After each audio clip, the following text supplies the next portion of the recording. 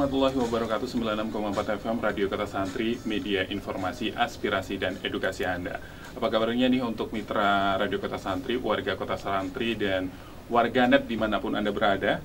Seperti yang sudah kita sampaikan tadi bahwa untuk sekarang ini adalah waktunya kita dialog interaktif bersama DPRD Provinsi Jawa Tengah. Dan kali ini yang sudah hadir di tengah-tengah kita, apa kabarnya Ibu Irna Setiawati? Sehat ya Bu ya?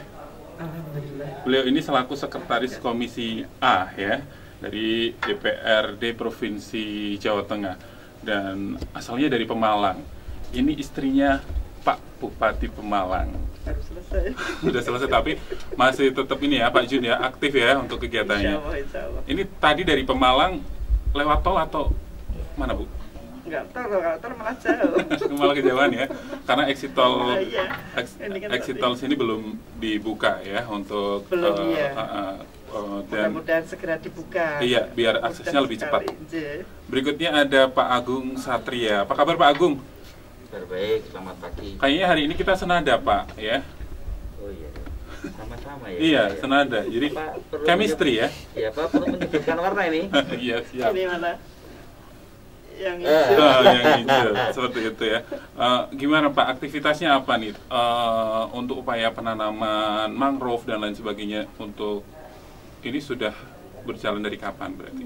Sudah, kita mulai dari awal Januari karena ada kita programkan untuk penanaman mangrove di seputaran sungai dan laut, Pantura.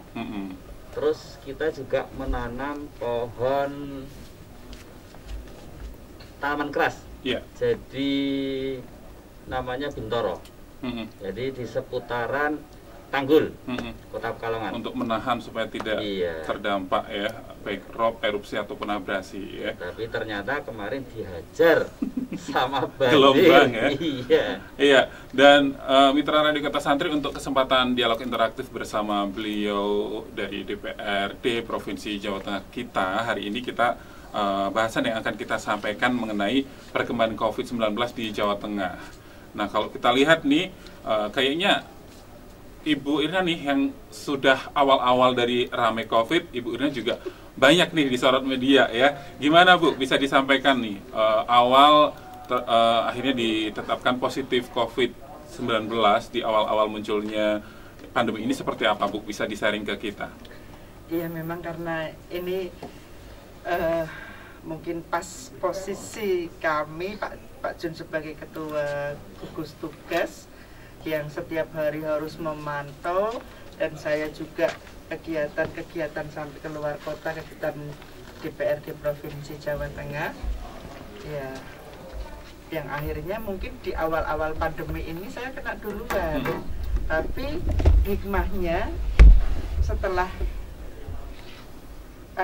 setelah positif kita tetap masih hati-hati, tetap harus hati-hati, dan hikmahnya mungkin imun kita sudah lebih kuat.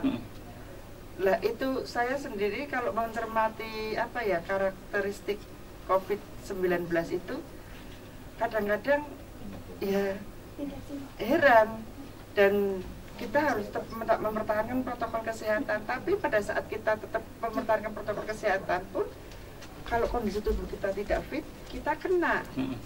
Dan ada yang non sewu berinteraksi langsung dengan saya, dan 2 orang yang saat itu kena COVID semua. Dia negatif, padahal tidur bareng dengan saya. Itu teman saya, sahabat saya itu, Bu Ida itu berinteraksi dengan saya, dengan Bu Nur yang sama-sama positif. Saya itu bareng itu negatif, padahal tidur bareng gitu. Ya heran, saya tidak tidur bareng dengan Pak Jun tapi sama-sama positif. itu karena memang itu tugasnya Pak Jun yang harus turun langsung. Pada saat awal-awal ini kan non sewu yang meninggal itu kan nggak ada yang berani ikut taksian, tidak ada yang berani ke makam. Otomatis Pak Jun saat itu sering ke makam, tapi ya alhamdulillah malah beliau itu termasuknya tanpa gejala. Yang ada gejala saya malah. Beliau tanpa gejala dan hanya berjalan cuma 1 minggu. Jadi dari positif 1 minggu. Kalau saya sampai 1 bulan. masih positif terus gitu. Ya Okay. makanya saya sih ingin, tapi sekarang ini juga protokol kesehatan sudah sangat-sangat di ini ya, kayaknya saya khawatirnya kok apa kayak sudah nggak setakut kemarin gitu loh. Yeah. Dan mudah-mudahan semakin menurun. Amin, Sudah tidak ketakutan, tapi tidak kena. Mudah-mudahan itu.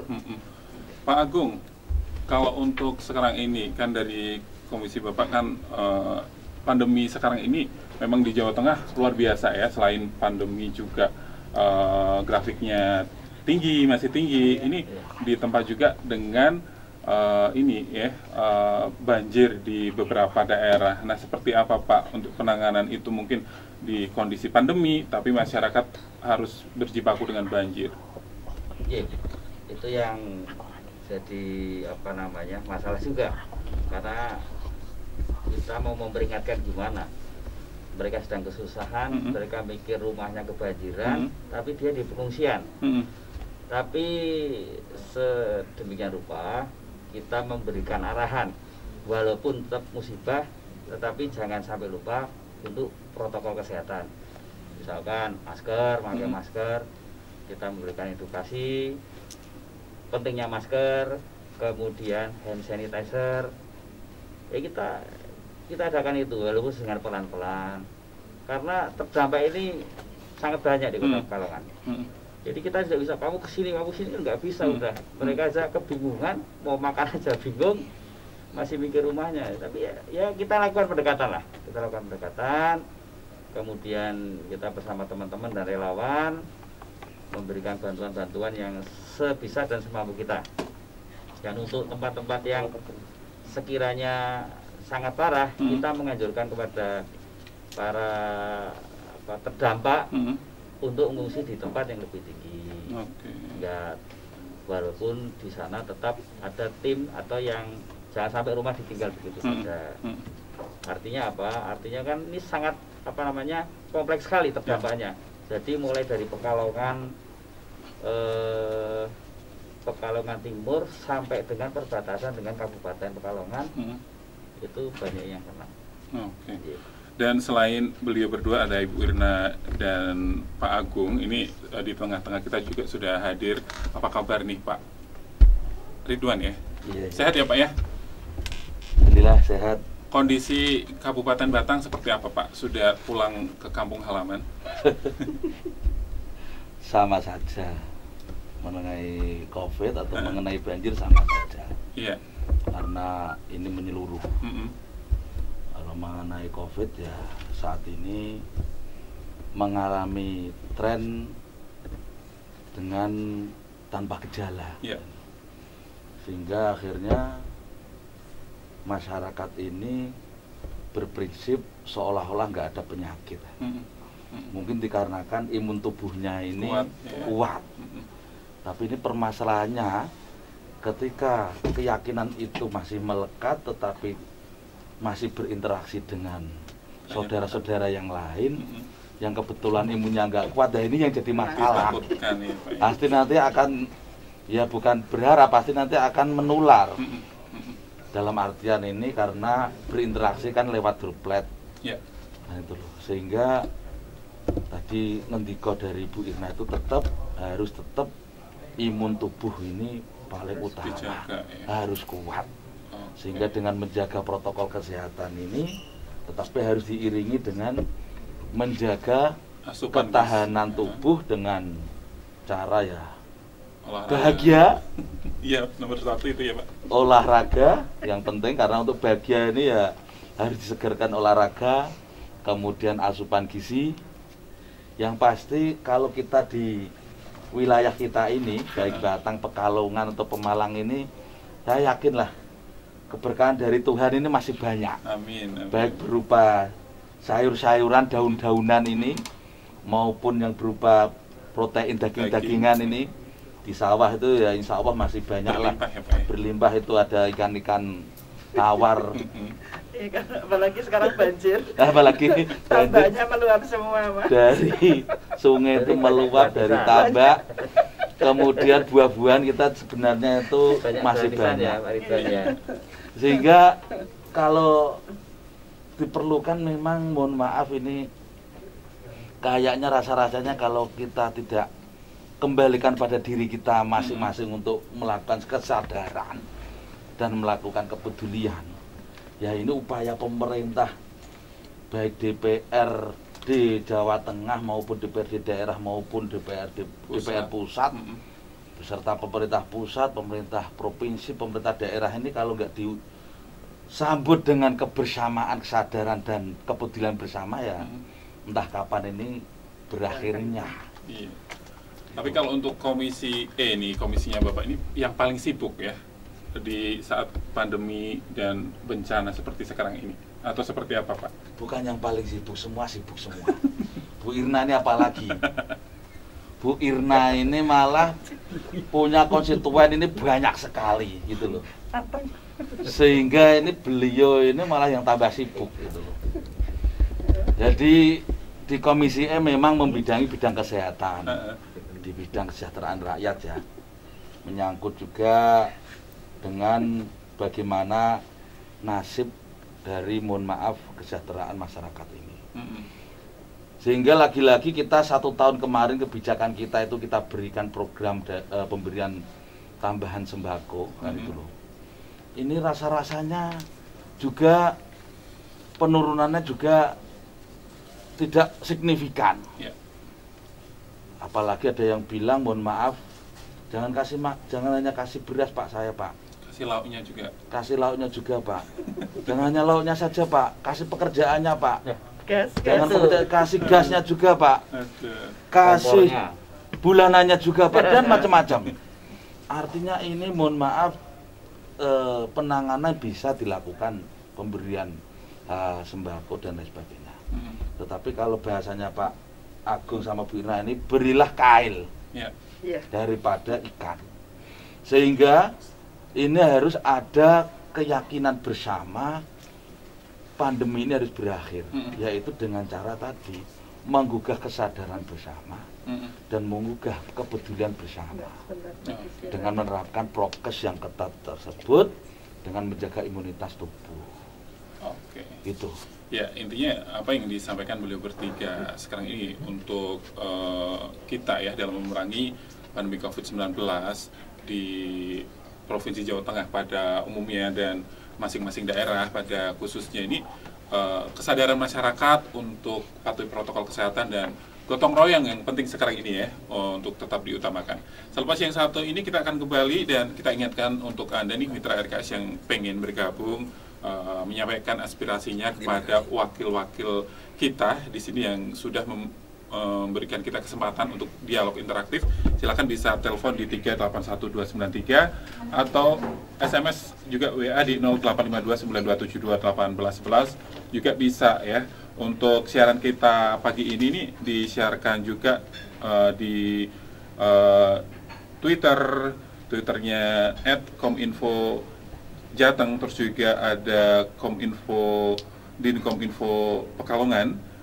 Terus juga ada di YouTube-nya RKS TV dan juga Facebook RKS, terus IG di RKS_Kajen. Selepas yang satu ini kita kembali.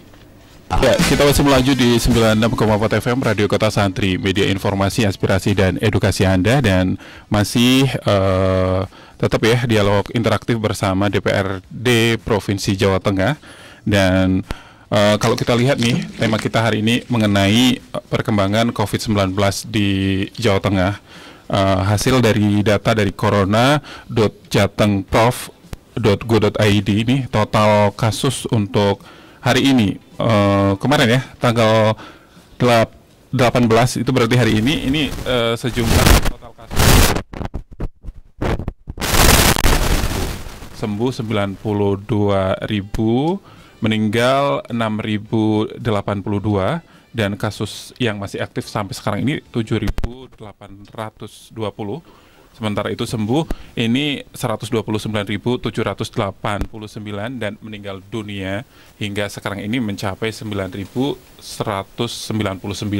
Nah, melihat itu nih, Bu Irna, seperti apa sih upaya pemerintah untuk mengajak masyarakat juga ikut memutus mata rantai penyebaran COVID-19? sebenarnya pemerintah Provinsi Jawa Tengah, bahkan kabupaten kota se-Jawa Tengah sampai ke tingkat desa ini sangat upayanya sangat maksimal. Tapi ya itu, kita masyarakat itu masih apa ya? Jadi menganggap tidak ada masalah, menganggap tidak ada yang namanya COVID karena nggak kelihatan. Jadi bahkan sampai kita mengadakan operasi gabungan dengan berbagai sektor, lintas sektor, DPR-nya, kemudian kerjasama dengan Satpol PP. Ini itu kembali kita ke masyarakat itu sangat santai. Yang hanya dipikirkan hanya, mohon maaf, masalah kebutuhan hidup saja. Beliau selalu mengatakan, semua orang kata, Bu pakai masker, sesek. Bu pakai masker, Bu. Loh, saya cuma sebentar dok gini. Jadi tidak merasakan, ya itu karena nggak kelihatan. Itu. Mungkin kalau COVID kelihatan, mungkin dia takut mungkin. Kalau kelihatan ya. COVID-nya takut. COVID-nya takut pada kita. Mungkin bisa juga gitu. Ya karena kita pemahamannya sangat luar biasa sih. Yeah. Kita pembagian masker, pembagian APD, pembagian face shield. Yeah. Wah, sudah sangat luar biasa. Enggak cuman jutaan, puluhan juta sampai ratusan juta itu sampai. Tapi ya kadang puasa ya. Iya. Kita enggak kita berusaha untuk dibagi, itu dibagi disimpan aja di uang, disimpan nggak dipakai. Ini saya kan yang ini kejadian di rest area sini itu, rest area Gringsing, itu saya pernah bagi masker di situ. Sekarang kalau ada saya mampir ke situ, itu langsung maskernya pada dipakai. Kalau lihat mobil saya sudah parkir di situ, langsung masker pada dipakai. Takut langsung pada masuk ngambil maskernya dipakai. Memang saya pernah agak Bu kok ora duit itu yo, ya pedagang-pedagangnya ini. Ini rest area ini kan rentan juga. Tapi itu pedagangnya juga enggak ya dikira saya mau kampanye, padahal saya enggak kampanye. Ya tapi tetepan masker yang saya bagikan masker yang warna merah. Itu. Hari ini pokoknya kita merah semua ya. Iya. Silakan Pak yang mau disampaikan. Mungkin menambahi dari Bu Irna. Sekali lagi, ketika kami anggota DPR di provinsi ini sudah melakukan segala upaya-upaya, ini kesimpulannya itu tetap insya Allah itu masih dengan bagaimana kita meningkatkan kesadaran nasional. Kesadaran nasional ini ya dari diri kita, dari masyarakat semua. Kita tahu tadi cerita Bu Irna. Ketika Bu Irna pergi ya masker udah dicopot. Tapi ketika Bu Irna rawuh, baru cepet-cepetan bagaimana masuk ngambil masker. Berarti apa? Berarti ini mau nggak mau harus didukung kemauan kesadaran bersama oleh kita semua. Untuk disiplin ya. Untuk disiplin prokes. Kalau tidak, mohon maaf, berapapun yang akan kita lakukan, tetapi tidak diimbangi dengan kesadaran kedisiplinan bersama, ya mohon maaf, ini akan tidak ada yang berani berstatement minggu A atau bulan A atau tahun A COVID selesai. Tidak ada yang berani. Jadi seperti itu. Saya kira, mohon maaf sekali lagi, ini harus kesadaran bersama. Kalau awal-awal COVID terjadi, masker langka, masker mahal. Tapi kalau sekarang, mohon maaf, dibagi aja nggak mau. Dibagi aja ini kita semua itu untuk disiplin memakainya. Ini nanti alasannya, mohon maaf, ada yang sesak, pegoh ya bahasanya, sesak dan sebagainya. Kemudian ini sama juga, ini mestinya kita kembalilah. Ketika dulu pada zaman helm belum diwajibkan, itu dulu pakai helm tuh rasa-rasanya itu abot, sumpek, mumet kan itu loh. Dulu helmnya enggak yang pakai rapet SNI itu, masih helm batok lagi kan itu loh. Tepuk kan itu loh. Tapi kemudian ketika dikasih pengertian akhirnya saat ini helm harus wajib. Dan itu akhirnya juga masyarakat juga terbiasa. Ya seperti kita lah. Kalau malam tidurnya jam 10, sebelum jam 10 tuh rasanya belum bisa tidur. Tapi kalau udah jam 10 ya tidur. Ya seperti ini. Kalau masker, kalau keluar rumah, mindset kita harus ingat apa yang harus saya bawa, harus saya pakai. Oh, diantaranya masker. Kalau mau naik motor, oh diantaranya juga pakai helm. Oh, diantaranya juga harus bawa SIM, surat-surat motor. Mindset ini harus ditambah di pengertian kita. Kalau memang kita sadar bahwa kita lupanan, ya mohon maaf, di jok motor atau mobil, dashboard mobil atau jok motor, harus kita sediakan masker. Atau di tas kita yang biasa kita bawa, harus kita sediakan masker. Sehingga nanti ketika kita sudah pakai, ketika lihat orang lain pakai masker, oh iya, saya belum pakai masker. Ini akhirnya pakai masker. Ya mudah-mudahan ini ya nasihat untuk saya, keluarga saya dan saudara-saudara saya, ya juga umumnya untuk masyarakat pada umumnya seperti itu. Kalau Pak Agung nih, kalau melihat kemarin waktu pas ke tempat pengungsian, seperti apa Pak untuk kesadaran warga kita yang mengungsi itu, kesadaran prokesnya? Untuk pengungsi kita tidak menyalahkan mereka, tetapi tetap kita tidak hati-hatinya menghimbau. Tetap mereka pakai masker, tapi makanya masker kadang di bawah hidung atau mungkin maskernya basah. Jadi tetap mereka pakai, tapi ya kita tetap ngasih himbauan ke mereka dan kita tetap membagi-bagikan masker. Jadi waktu awal-awal sampai dengan sekarang kita ada program membagi-bagi masker dari Dewan juga selalu kita turun. Ada berapa masker kita distribusi, seperti yang disampaikan Pak Ridwan sama Bu Irna. Betul. Setiap kita jalan ada yang nggak pakai masker kita berhenti, kita sodorkan masker. Tapi ya itu dipakai, setelah dipakai dilepas lagi. Termasuk kita bekerja sama dengan pemerintah daerah setempat, kita mengadakan sama Satpol PP gerakan memakai masker di jalan. Kita sampai kemana-mana. Yaitu setelah kita kasih peringatan, kita kasih denda yang berupa fisik, ya setelah itu mereka dilepas lagi. Ya yang namanya sebuah kesadaran itu nggak ada kan. Malah kan Rena bilangnya gini, mohon lah Pak, Bu, kalau dia napak kenapa mboten napa-napa pun. Pokoknya kalau mboten ngangge masker. Ya untuk di pengungsian yang ini yang kita prihatin. Ya kita berharap pemerintah setempat juga jangan pernah lengah dan jangan henti-hentinya untuk memberi peringatan kepada teman-teman walaupun dia dalam masalah kesusahan, tetapi kita tidak segan-segan untuk memperingatkan pakai masker gitu. Kemudian yang terutama paling bagus ini program Joko Tonggo. Kita juga dengan program Joko Tonggo itu kalaupun dilaksanakan dengan baik mestinya itu juga akan sedikit mengurangi. Karena apa? Karena itu sama dengan isolasi mandiri. Menyadari kalau memang kena tidak harus ke rumah sakit. Udah di rumah aja nggak usah kemana-mana. Tetapi jangan lupa harus lapor ke lingkungan. RT, RW dan lingkungan supaya lingkungan juga mengetahui ada yang kena di sini. Itu jangan terus kena dia diam malah jalan-jalan. Kan gitu. Karena daya tampung dari rumah sakit pun tambah kan nyebar terbatas. Ya Pak Agung. Tambah nyebar nantinya kan gitu. Kalau perlu ada hajatan ikut hajatan.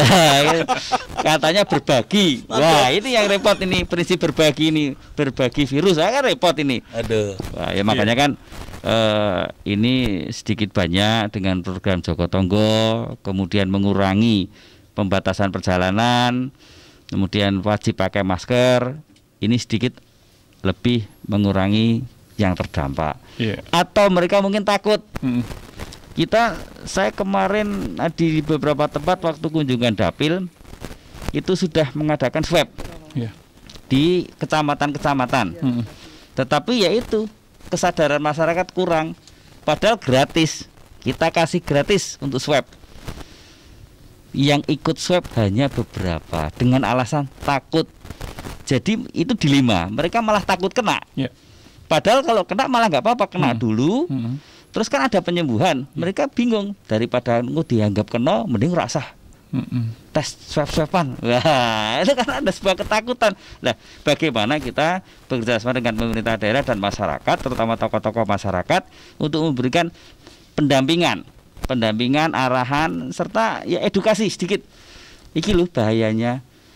Kita jangan melihat diri kita, melihatnya tetangga, teman, sahabat kita, saudara kita, itu aja. Nanti akan timbul rasa nek sing kena kuwi ra apa-apa, nek sing liyane do melu kena kan kasihan. Nah, itu yang harus kita tanamkan, kesadaran, kedisiplinan, protokol harus selalu diutamakan. Oke. Pak Ridwan, kalau seperti tadi yang disampaikan Pak Agung bahwa untuk sekarang ini ketersediaan tempat isolasi kan juga semakin menipis ya Pak ya untuk pemerintah. Nah, ini seperti apa Pak untuk realisasinya di Jawa Tengah? Iya, untuk tempat isolasi memang kami dari pemerintah provinsi itu punya 7 rumah sakit yang kita siapkan betul-betul untuk menerima pasien-pasien khususnya yang terkena COVID. Di antaranya Rumah Sakit Muarti Solo, kemudian Rumah Sakit Provinsi di Purwokerto, kemudian Rumah Sakit Provinsi di Jepara, kemudian Rumah Sakit Provinsi di Tugu, Kota Semarang, kemudian Rumah Sakit Jiwa di Pedurungan, Kota Semarang, kemudian Rumah Sakit Jiwa di Kota Surakarta Solo juga kita siapkan, dan juga Rumah Sakit Jiwa di Klaten. Ini kita siapkan.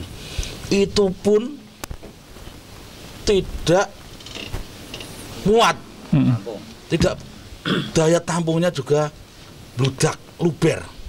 Sehingga kita siapkan juga itu lembaga pelatihan di Serondol. Itu dulu BPLK ya, apa itu? BPLP, lembaga di Serondol. Juga kita siapkan asrama haji Donoudan. Itu juga kita buka untuk isolasi. Sehingga memang betul Pak Agung tadi, kalau memang terkena COVID tetapi itu gejalanya itu mohon maaf ringan ataupun tanpa gejala, ya semaksimal mungkin jangan langsung dibawa ke rumah sakit, karena rumah sakitnya juga penuh, sehingga bisa memungkinkan isolasi mandiri di rumah, tetapi dengan catatan harus lapor, karena kalau nggak lapor nanti takutnya itu tidak ada pengawasan, sehingga tadi yang dikatakan Pak Agung nanti malah tiba-tiba dapat undangan hajatan, berangkat hajatan. Lah ini ya tambah menyebar lagi. Gak penak ini dapat undangan apa? Saudarane menikahkan walaupun ndak rame-rame, iya datang. Nah ini berat juga, repot kalau gitu. Sehingga isolasi itu kita udah siapkan. Di samping pemerintah daerah kabupaten kota juga ikut bersama-sama menyiapkan, termasuk diklat kabupaten kota, diklat provinsi, ini juga sudah kita siapkan untuk menampung para yang kena COVID-19 itu. Oke, baik, dan untuk Anda yang ingin berpartisipasi dalam dialog interaktif kita hari ini dengan tema perkembangan COVID-19 di Jawa Tengah nih, silakan bisa Anda gunakan telepon di 381293 atau yang sudah kirim SMS atau WA di 085292721811 juga nanti akan kita sampaikan kepada beliau nih, para anggota dewan kita ya. Kebetulan yang hadir di sini adalah dari Dapil 13 ya Pak ya. Semuanya dari Dapil 13 meliputi Kabupaten Pekalongan, Kota Pekalongan, Batang, dan Pemalang. Dan sudah ada SMS yang masuk dari Pak Imron yang ada di Pekajangan nih, menyampaikan nih Pak, saudaranya terdampak COVID-19, sudah melakukan isolasi mandiri. Tapi karena beliau ini sebagai kepala keluarga, jadi untuk kebutuhan hidup keluarganya ini juga jadi susah. Gimana solusinya seperti itu? Silakan Bu Ina bisa menyampaikan. Iya. Dan selamat datang nih untuk Pak Pujo. Sehat ya Pak ya? Alhamdulillah, maaf kebanjiran. Kebanjiran. Siap. Banjir lo kan? Iya Bu Irna. Iya, memang apa ya? Tadi untuk kalau memang sebagai kepala keluarga, sebenarnya pemerintah provinsi sudah menegaskan dan menguatkan untuk Jogotonggo ini loh. Yang Jogotonggo itu sampai RT, sampai RT. Ini di desa dengan menggunakan anggaran desa, itu desa ya, sudah dipersiapkan. Sudah pemerintah itu sudah mempersiapkan sampai insya Allah ya. Kalau masyarakat sadar bahwa tidak akan ada yang pemimpin yang akan menyengsarakan rakyatnya, itu kalau sudah seperti itu, ibaratnya pemimpin itu adalah orang tua. Orang tua adalah tidak akan mungkin menyengsarakan anaknya ataupun rakyatnya. Itu sebenarnya kesadaran itu yang harus kita tegaskan, sehingga program-program pemerintah ini kita tidak, mohon maaf, ditentang ataupun kadang-kadang kan ada menentang dulu. Padahal ini program yang bagus. Sebenarnya Jogotonggo ini itu difungsikan untuk ya warga sekitar. Jadi umpamanya kepala rumah tangga kena COVID, ini kemarin kejadian di Bodeh ada satu keluarga. Lah itu semua sekarang ini sudah kesadaran untuk memenuhi kebutuhan agar COVID itu tidak menyebar. Ini sudah mulai ada dengan Jogotonggo itu. Jadi jangan khawatir lah, yakinlah bahwa pasti akan di semua masyarakat, semua lingkungan sekitar, terutama terdekat itu ingin sudah menyengkuyung semuanya, sudah bisa sadar untuk ikut menjaga orang-orang yang kena COVID itu. Apalagi satu keluarga ataupun kepala rumah tangga ini pasti insya Allah akan ada tetap di rumah, dan ini warga sekitar terdekat, tetangga ini sudah melaksanakan program Jogotonggo ini. Yang kalau regulasinya juga tidak sulit ya Bu Irna ya untuk enggak, dan kesadaran ya, tapi ya itu juga ada juga yang kadang-kadang kalau regulasi ini kan pemerintah desa dan pemerintah desa ini komitmennya sangat tinggi, karena kepala desa ini kan dipilih oleh rakyatnya, sama seperti kami ya. Ini jadi kami pun akan benar-benar mengawal, menjaga agar tidak terkena tidak menyebar COVID di desa tersebut, itu seperti itu. Oke. Bisa Mas Solidan mau nambahkan? Mungkin menambahi, jadi seyogyanya beban hidup masyarakat ini semua mempunyai beban. Tetapi penyakit ini juga kita pengennya ya tidak kena. Tetapi karena segala sesuatu hal yang tidak kita ketahui tetapi tetap kena. Sehingga bagaimana ini ketika kami kepala rumah tangga gitu. Maka tadi yang dikentikok Ibu Irna dan Pak Agung, bahwa ketika itu orang tanpa gejala, katakanlah positifnya, ini kalau isolasi mandiri ya mohon kiranya itu lapor kepada terutama lingkungan dan Bapak Kepala Desa atau Pak Lurah. Sehingga pemerintah sudah memberikan alokasi dana desa, di mana itu peruntukannya itu yang kelompok bantuannya itu bawah atau rendah itu teralokasi itu hampir 30%. Yang menengah sampai yang atas atau tinggi bantuannya itu sampai 35%. Dan itu pengalokasiannya itu jelas diantaranya itu untuk penanggulangan atau penanganan yang terkena COVID-19. Makanya harus lapor. Kalau nggak lapor, ya nanti ada orang itu, mohon maaf, meninggal bukan karena COVID, tapi karena kelaparan.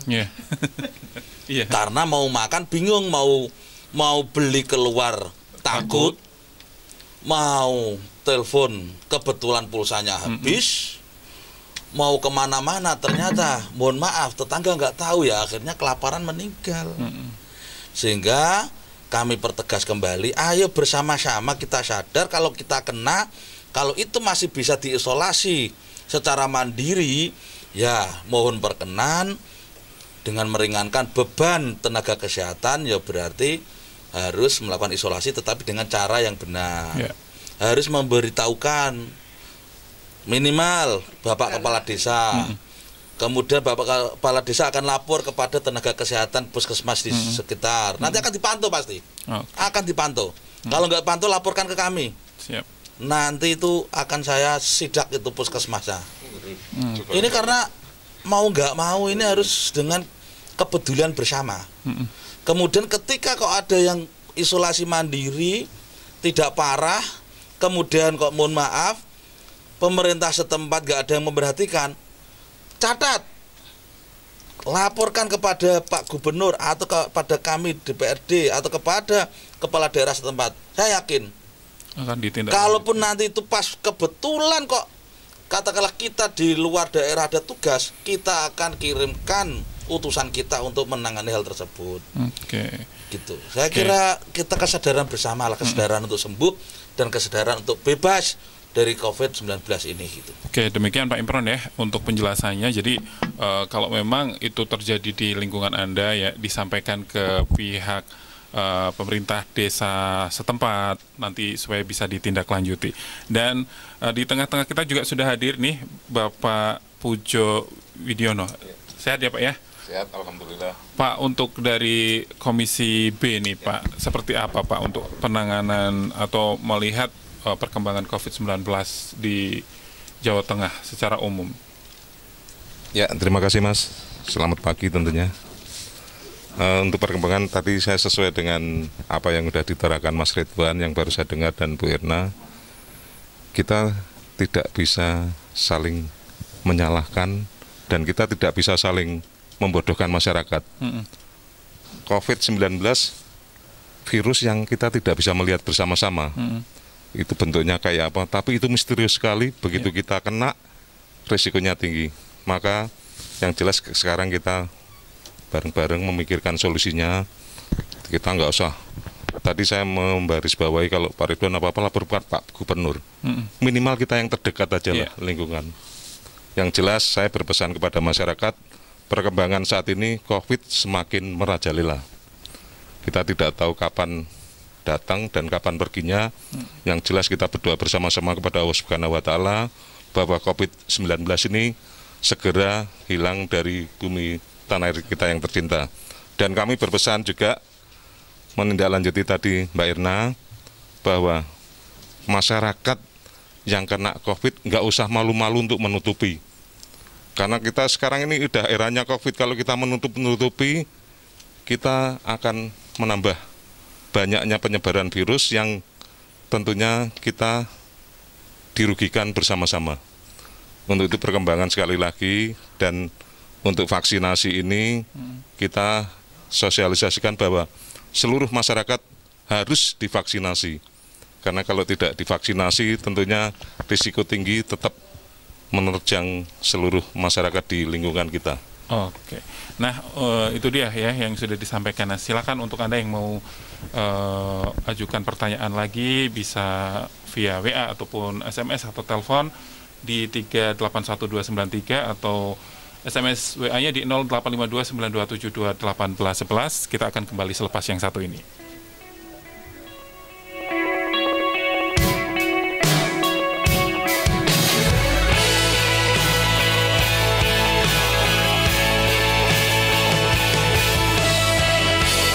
Di 96,4 FM Radio Kota Santri, media informasi, aspirasi, dan edukasi Anda. Dan perjalanan kita di dialog interaktif bersama DPRD Provinsi Jawa Tengah dengan topik bahasan perkembangan COVID-19 di Jawa Tengah. Tadi sudah disampaikan banyak hal ya dari beliau-beliau. Nah, silakan untuk Anda yang mau gunakan line telepon bisa manfaatkan 381293 untuk ajukan pertanyaan ya, atau mungkin usulan apa, atau mungkin yang pengen temu kangen dengan beliau berempat juga bisa ya untuk sampaikan langsung di hari ini. Dan untuk Anda yang mungkin sekarang ini masih bingung kemana bisa mengakses untuk secara live-nya, itu bisa di IG-nya RKS_Kajen ya, atau bisa di Facebook juga bisa disaksikan secara langsung. Dan kita ke Pak Pujo nih ya, dari yang membidangi ekonomi ya Pak ya. Untuk kondisi sekarang ini seperti apa Pak untuk ekonomi di Jawa Tengah pada umumnya nih? Ya, terima kasih. Untuk perekonomian tentunya dengan ada wabah COVID-19 ini pengaruh banget terhadap perekonomian. Pergerakan perekonomian walaupun tiap hari tidak bisa dihentikan, tapi memang persentasenya sangat menurun sekali. Jadi gimana ya, semua dibatasi, kita mau gerak juga dibatasi, apalagi kemarin Pak Gubernur untuk 1 minggu itu kita lockdown. Otomatis pergerakan perekonomian, terutama pedagang-pedagang kecil yang biasanya tiap 1 minggu itu dia meremo panen, otomatis untuk income-nya sangat berkurang. Jadi kita mohon perhatian kepada semua pendengar, kita menyadari bahwa masalah ini harus kita terima secara legowo. Banyak perusahaan-perusahaan pun yang tidak bisa menargetkan sesuai target yang diinginkan tiap tahunnya, karena memang pergerakan ekonomi tidak bisa diandalkan seperti tahun-tahun kemarin. Jadi ya monggo kita sabar bareng-bareng. Ini pemerintah yang untuk masyarakat kecil sudah ada bantuan BLT, dan mungkin ada bantuan-bantuan mungkin dari DPRD provinsi, nanti juga ada pembagian sembako apa-apa yang biasanya sebelum Lebaran kita ada, dari Komisi B ada, nanti kita akan bagikan ke seluruh warga, terutama untuk di Dapel 13 ini kita ada 4 membidangi di Komisi B saya, untuk Pak Ridwan di Komisi E, Mbak Erna di Komisi A, dan Mas Agung di Komisi D. Biasanya sebelum Lebaran kita punya pembagian sembako. Ya, jadi nanti kita, untuk saya mungkin karena di Kabupaten Pekalongan ini belum ada DPRD provinsinya, kebetulan saya yang mewakili dari sini. Nanti saya bagikan di Kabupaten Pekalongan, kalau Bu Erna di Pemalang, Mas Ridwan di Batang, dan Mas Agung di Kota Pekalongan. Sementara itu dulu, dan sekali lagi saya pesan, kita harus legowo menerima musibah virus COVID-19 ini. Kita nggak usah ngiki mongso bahwa ini memang ternyata dari zaman dulu ini udah ada. Ya, jadi kebetulan ini era sekarang ini kita juga ketiban jatah, kita terima dan kita nikmati secara ikhlas. Oke. Ya, Pak Agung, kalau untuk dari jenengan seperti apa Pak? Kalau kondisi ekonomi kan lesu dengan adanya pandemi ini, nah seperti apa mungkin masyarakat menyikapinya, harus bagaimana? Sebetulnya pemerintah sudah menyediakan yang namanya PKH. Jadi itu ada pendataan lewat desa. Itu jangan malu-malu lah kalau memang terdampak atau memang karena COVID ini mengalami sebuah masalah. Di situ ada pemerintah menyediakan kartu Indonesia Pintar, kartu Indonesia Sehat, termasuk keluarga prasejahtera. Jadi kalau memang dia terdampak, jangan malu-malu untuk melaporkan aja ke pemerintah desa. Nanti akan kita respon, dan nanti ada tim. Setelah dari pendataan nanti ada tim turun yang namanya pendamping PKH. Jadi kalau memang terdampak, itu kan akan mendapat bantuan dari Kementerian Sosial. Oke. Intinya masyarakat juga harus proaktif ya. Ya, masyarakat harus proaktif itu. Ini masyarakat juga harus mengikuti supaya nanti tidak usul dulu sudah gembar-gembor. Ternyata programnya sudah ada digelondorkan tapi tidak tahu. Tidak tahu ya. Sudah ada itu. Sudah ada. Sama buap-buap yang jangan lebih kepada pemerintah, yang pemerintahan ada step ya, ada mulai dari tingkat RT RW, desa, kalau di kota kelurahan. Itu nanti akan kita respon, dan itu tidak tidak tidak yang dapatkah hanya itu enggak. Itu semua akan dapat, hanya karena mungkin pas pendaftaran dia belum kedaftar, daftarnya terlambat, atau ya tadi kadang malu. Ya, yang penting desa mengetahui pasti akan turun itu.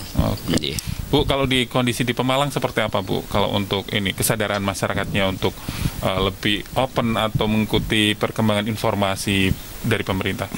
Kalau di Pemalang, alhamdulillah selama ini saya cermati, karena memang meskipun yang di daerah pegunungan, daerah ini proaktif dari pemerintah desa ini sangat luar biasa, sehingga informasi-informasi itu segera masuk.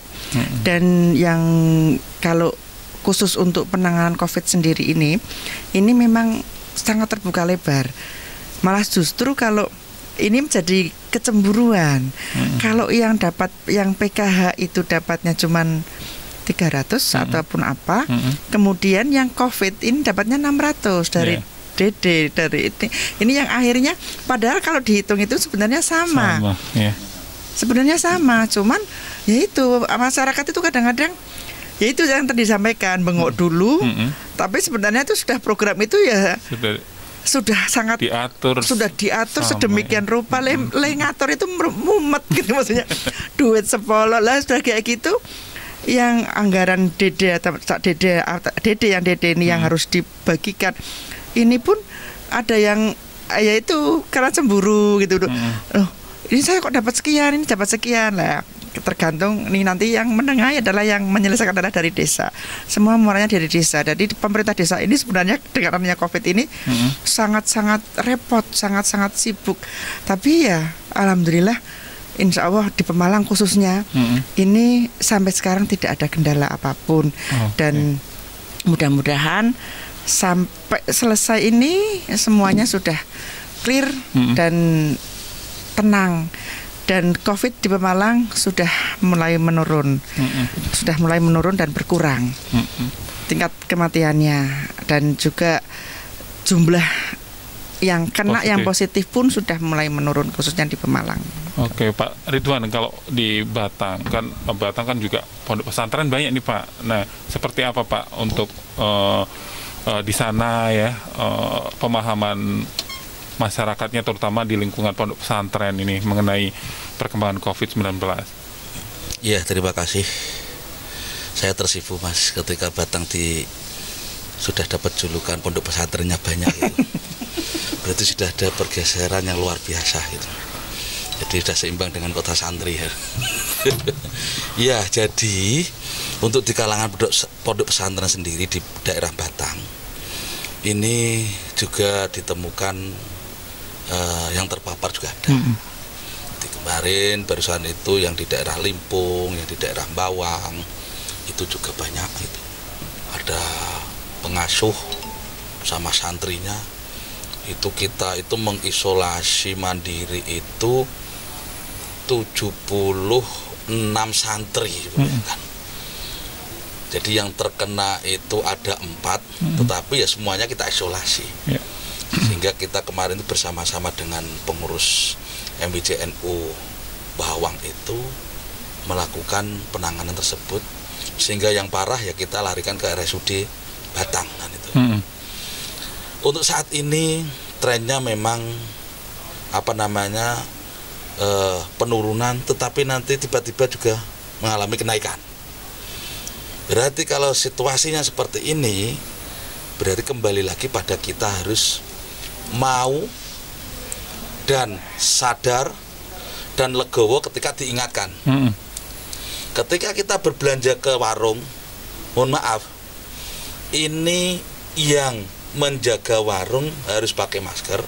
Ketika ada yang berbelanja masuk nggak pakai masker, ya mestinya harus dibilangin, Pak, Bu, Mbak, Mas, mohon maaf, maskernya dipakai. Gitu. Oh nggak ada Pak, ya mohon maaf. Kalau toko nggak menyediakan, ya mohon maaf untuk bisa ambil masker dulu. Atau malah lebih baiknya toko-toko, terutama toko-toko yang modern ini menyediakan masker gratis. Dan juga ada himbauan moral di depan toko ditulisi kawasan pakai masker. Sehingga apa? Kesadaran akan tumbuh bersama. Tidak karena nanti ada operasi kedisiplinan baru make. Setelah nggak ada operasi baru nanti dilepas lagi. Jadi saya harap ini semua saling mensupport. Yang mau belanja pergi ke pasar juga pakai protokol kesehatan. Yang jualan di pasar juga pakai protokol kesehatan. Kemudian yang di tempat ibadah itu juga menggunakan protokol kesehatan. Kemudian yang di tempat-tempat umum juga menggunakan protokol kesehatan. Begitu sebaliknya, saling mengingatkan dan jangan tersinggung ketika diingatkan. Ini rata-rata kan kita masih punya budaya kan, seolah-olah kan kita ini kuat. Aku tubuhku kuat, kenapa harus diingatkan? Sing berak mengingatkan aku yang kumisnya katakanlah harus tebal misalnya itulah. Ini nggak bisa. Artinya apa? Artinya kalau ada yang mengingatkan ya jangan tersinggung. Dan ini saling mengingatkan. Apalagi saat ini segala keperluan untuk pencegahan mata rantai COVID ini sudah tersedia dan sudah murah. Masker sudah siap dan harganya terjangkau. Kalau nggak bisa ada pancuran air, ada hand sanitizer juga terjangkau. Jaga jarak, tinggal kemauan dan kesadaran diri. Ini harus digiatkan. Yang di pondok pesantren juga sama. Ketika ada santri pulang, sebelum masuk ke pesantren ini sudah melaksanakan tes rapid antigen. Sehingga apa? Sehingga betul-betul ini mempunyai bukti empirik santri ini sudah bebas dari terpapar COVID. Belum masuk. Dan ini pengasuh pun juga harus tegas. Ketika mau pulang harus dibekali bahwa kamu jangan seenaknya kemana-mana tanpa menyadari atau tanpa mematuhi protokol kesehatan. Harus seperti itu. Dan tetap di pondok pesantren tetap menjaga, mohon maaf, kebersihan protokol kesehatan. Ini harus diterapkan kesadaran bersama-sama. Saya kira gitu. Pak, sebelum kita closing nih, silakan untuk himbauannya untuk warga atau closing statementnya dari Pak Ridwan, silakan. Terima kasih pemirsa Radio Kota Santri, bahwa mari kita bersama-sama untuk punya komitmen, kesadaran bersama dan kepedulian bersama agar wabah virus COVID-19 ini segera berakhir dan segera bisa kembali normal kembali. Segala upaya dan daya yang kita curahkan, baik pemerintah daerah, kemudian legislatif kita, ini sudah maksimal dan terus tidak ada turun sedikit pun. Tetapi ini tanpa disambut dengan kesadaran bersama oleh masyarakat, kedisiplinan bersama oleh masyarakat ya saya termasuk, ini juga tidak akan berarti. Maka dari itu, mari kita bersama-sama bertekad untuk segera keluar dari zona COVID-19 ini dengan meningkatkan kesadaran, dengan meningkatkan kesetiaan, kegotong royongan, kebersamaan, sehingga disiplin bersama-sama keluar dari zona COVID-19. Saya selaku anggota DPRD Provinsi Jawa Tengah Dapil 13, kebetulan fraksi kami berempat ini fraksi PDI Perjuangan, untuk concern terhadap bagaimana memutus mata rantai COVID-19 ini dan COVID ini segera minggat dari Jawa Tengah dan bumi Indonesia. Saya kira itu, terima kasih. Assalamualaikum warahmatullahi wabarakatuh. Silakan Bu Irna bisa sampaikan seperti apa, Bu, untuk para pendengar setia Radio Kota Santri yang sangat luar biasa ini. Mari kita untuk bersama-sama melaksanakan, sadar akan program-program pemerintah dalam penanganan perang melawan COVID-19 ini. Program pemerintah tidak akan berjalan manakala tidak ada kesadaran dari masyarakat.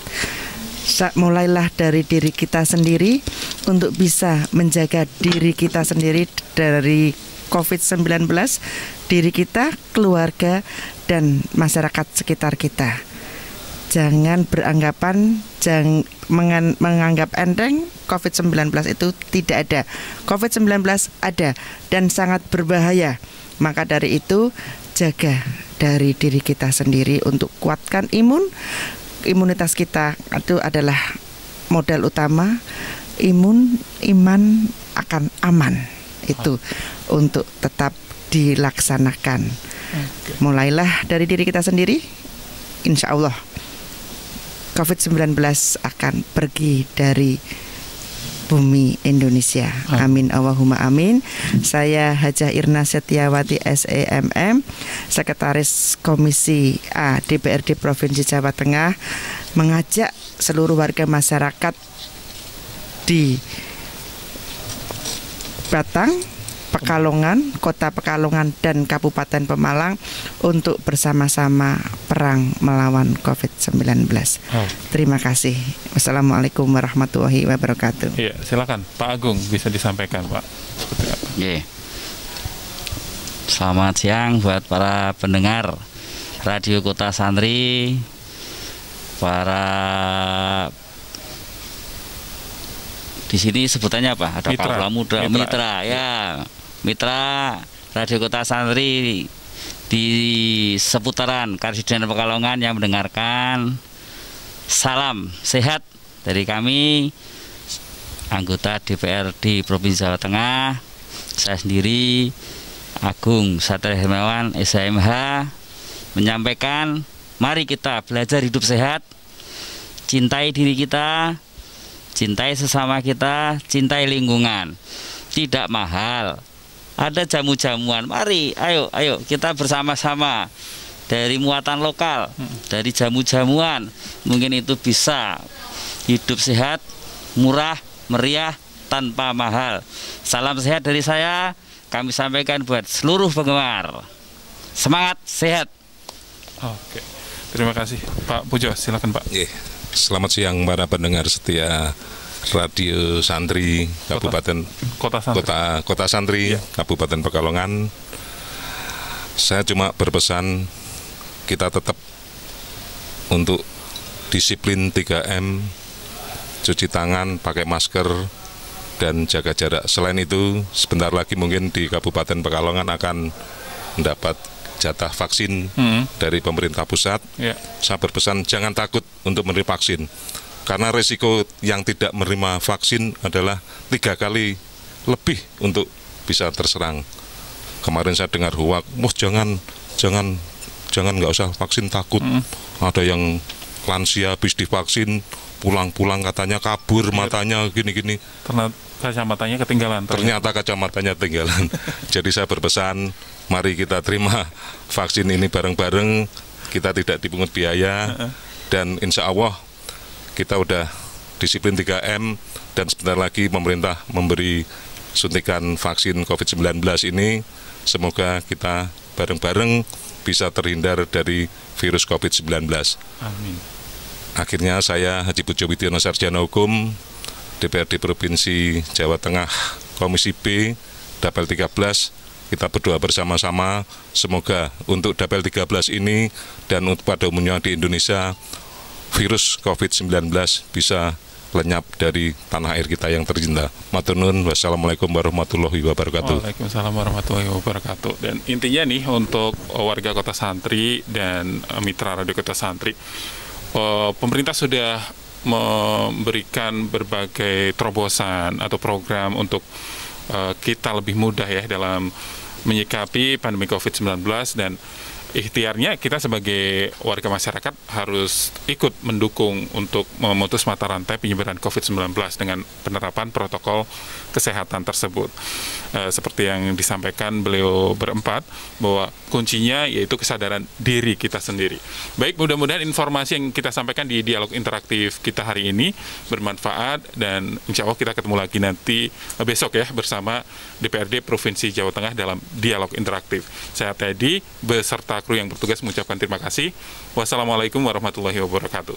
Waalaikumsalam.